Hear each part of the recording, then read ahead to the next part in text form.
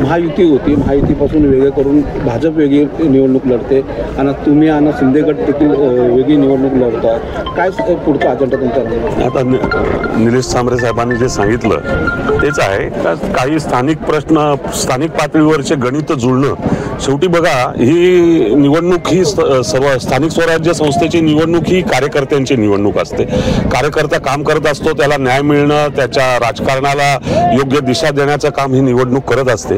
त्यामुळे स्थानिक समीकरणानुसार ह्या काही गोष्टी जुळल्या नाही म्हणून आमची भाजपशी युती झाली नाही. पण शिवसेना आणि राष्ट्रवादी काँग्रेस पक्ष, आदरणीय एकनाथ शिंदे साहेब आणि आदरणीय अजितदादा पवार साहेब यांच्या मार्गदर्शनाखाली, यांच्या आदेशाने आम्ही इथे युती केलेली आहे. आणि मला एक पूर्ण खात्री आहे का तुम्ही जर गेल्या 25 वर्षाचा जव्हार शहराचा इतिहासाचा विचार कराल तर इथे आलटून पालटून शिवसेनेची आणि राष्ट्रवादीची युती आलेली.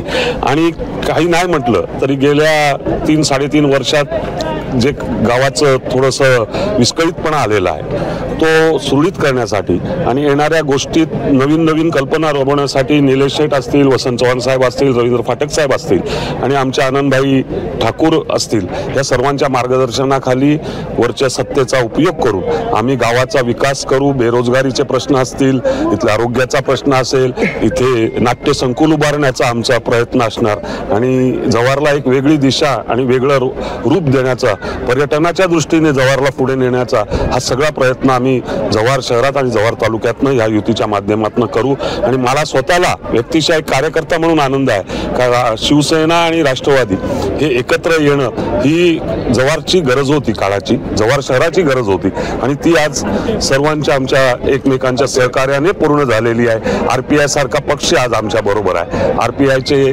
कार्यकर्ते आमच्यासाठी जीव तोडून काम करतील ही सर्व अपेक्षाने मला पूर्ण खात्री आहे का ही झालेली युती ही अतिशय चांगल्या मनमोकळ्या वातावरणात आणि कुठलेही न ठेवता झालेली आहे. त्याच्यामुळे जव्हार नगरपालिकेवर या वेळेला राष्ट्रवादी काँग्रेस पक्ष आणि शिवसेनेचे दोन्ही झेंडे, तिरंगा आणि भगवा, एकत्र ह्याच्या झाल्याशिवाय दिसणार नाही आणि एक चांगल्या वातावरणात ही निवडणूक आम्ही योग्य पद्धतीने करू.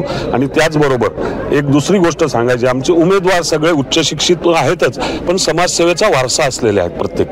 आम्ही त्या बाबतीत एक पत्रक काढू, त्याच्यातनं जव्हारकरांना लक्षात येईल का उमेदवार आमचे कोणते आहेत आणि कशा पद्धतीने आम्ही येणाऱ्या काळात काम करणार आहोत. निलेश शेठ सांबरेंचं इथे मोठं काम आहे, ते जिजाऊच्या माध्यमातून आहे.